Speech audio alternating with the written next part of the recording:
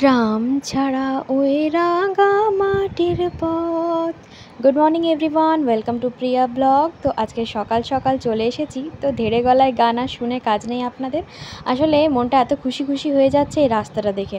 গ্রাম হতে পারে, বাট আর রাঙা মাটির পথ নেই, এটা এখন প্রত্যেকটা গ্রামেই পিচের সড়ক হয়ে গেছে। আসলে একটা আত্মীয়ের বাড়ি গেছিলাম, আর সেটা হচ্ছে প্রপার একটা গ্রামে। তো সেখান থেকেই আজ আমরা বাড়ি ফিরছি। আর চারপাশটা এত সুন্দর, আর সকাল সকাল এখন প্রায় সকাল আপনার 6:30 7টা মতো বাজে, কিন্তু পরিবেশটা দেখুন কত সুন্দর লাগছে। আর এখানে চলে এসেছি কাজু বাগান। আসলে এদের প্রত্যেকেরই এত কাজু গাছ আছে যে কি বলবো। আর যে যত পারে কাজু ফল খেতে পারে। আসলে কাজুটা খেতে বারণ করে, কিন্তু কাজুর ওপরের ফলটা কিন্তু খাওয়া যাবে। কেন কি, কাজুর যা দাম, সহজে কাজু এখানে পাওয়া মুশকিল আছে। তো সেই জন্য প্রত্যেকে এরকম কাজু তুলে রাখে, আর সব এক একটা জায়গায় বীজগুলোকে ছাড়িয়ে দিয়ে ফলগুলোকে অমনি ফেলে রেখে দিয়ে চলে যায়। তো আমরা এখন ফলই তুলতে এসেছি। তো বীজ নামা যাবে না, কেন কি এখন পাহারাদার আছে, আর নিতেও চায় না। ফল খাওয়ার ইচ্ছে আছে, তো অনেক দিন কাজু ফল যেহেতু খাইনি, আর খুঁজছি। এখন প্রায় রোদ মাথার ওপরে, চড়া রোদ যাকে বলে। তো বাবা ওই দিক কাজু তুলতে শুরু করে দিয়েছে। আর এই ফলগুলো এতটা টেস্টি হয় যে আপনাদের কি বলবো। চলুন আমিও বেশ কয়েকটা তুলি।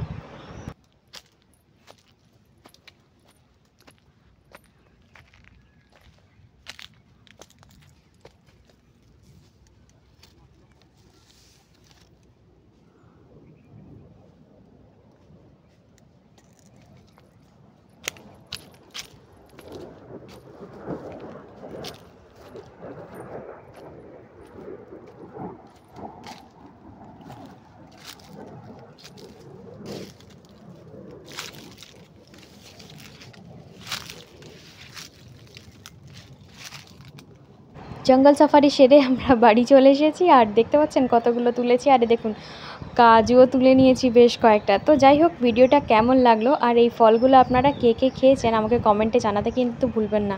তো আমি প্রত্যেকটা ফলকে ভালো করে আগে কেটে নেব, তারপর নুন লঙ্কা মাখিয়ে খাবো।